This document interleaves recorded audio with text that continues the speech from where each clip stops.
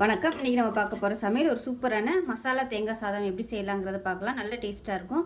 எப்பயும் போல் பண்ணாமல் இது மாதிரி மசாலா தேங்காய் சாதம் செஞ்சு பாருங்கள். லஞ்ச் பாக்ஸ் கொடுக்குறதுக்கு அருமையாக இருக்கும். இது கூடவே ஏதாவது ஒரு அப்பளம் வச்சு சாப்பிட்டோம்னா கூட போதும், அருமையாக இருக்கும். வாங்க அதை எப்படி செய்யலாங்கிறத பார்க்கலாம். இப்போ ஒரு கடாய் எடுத்துக்கலாம். தேவையான அளவுக்கு எண்ணெய் சேர்த்துக்கலாம்.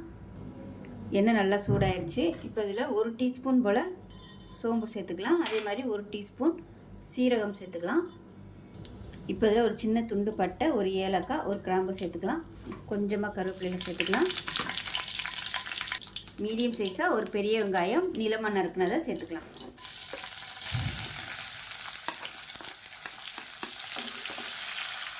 இப்போ இதில் உப்பு சேர்த்துக்கலாம் கொஞ்சமாக. வெங்காயம் சீக்கிரம் வதங்கும்.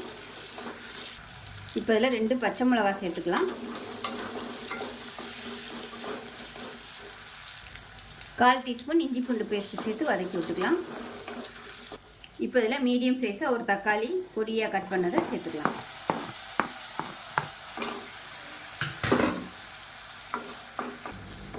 இப்போ பாருங்கள், தக்காளி வெங்காயம் எல்லாமே நல்லா மசிய ஆரம்பிச்சிருச்சு. இந்த ஸ்டேஜில் பொடியெல்லாம் சேர்த்துக்கலாம். 1 டேபிள் ஸ்பூன் மிளகாத்தூள், 1/2 டேபிள் ஸ்பூன் தனியாத்தூள், 1/4 table spoon garam masala, 1/4 table spoon சீரகத்தூள், 1/4 டேபிள் ஸ்பூன் மஞ்சத்தூள் சேர்த்துக்கலாம். இதையும் சேர்த்து எண்ணெயில் நல்லா வதக்கிக்கலாம். இப்போ இதில் 1/2 கப் துருவன தேங்காய் சேர்த்துக்கலாம். சேர்த்து இதையும் நல்லா வதக்கி விட்டுக்கலாம் எண்ணெயில். இப்போ தேங்காய் சேர்த்து நல்லா வதக்கியாச்சு. மெஷரிங் கப்பில் 1 கப் அளவுக்கு சாதம் சேர்த்துருக்கேன். அதே கப்பில் இன்னொரு 1/4 கப் அளவுக்கு சாதம் சேர்த்துக்கலாம். இது கூடவே பொடியாக கட் பண்ண கொத்தமல்லி இலையும் சேர்த்துக்கலாம். சேர்த்துட்டு நல்லா பரட்டி விட்டுக்கலாம்.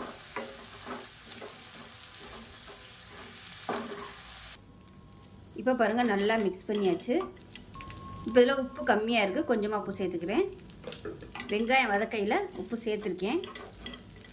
சாதம் வடிக்கையிலையும் உப்பு சேர்த்துக்கோங்க. நான் இன்றைக்கி சாதாரண அரிசி தான் சேர்த்துருக்கேன், பொன்னி அரிசி. நீங்கள் பாஸ்மதி அரிசி கூட சேர்த்திங்கன்னா சூப்பராக இருக்கும். நல்லா நீளமாக இருக்கும். அவ்வளோதான். நல்லா கலந்து விட்டோம்னா சூப்பரான மசாலா தேங்காய் சாதம் ரெடி ஆகிடுச்சு. லஞ்ச் பாக்ஸ் கொடுக்குறதுக்கு அருமையாக இருக்கும்.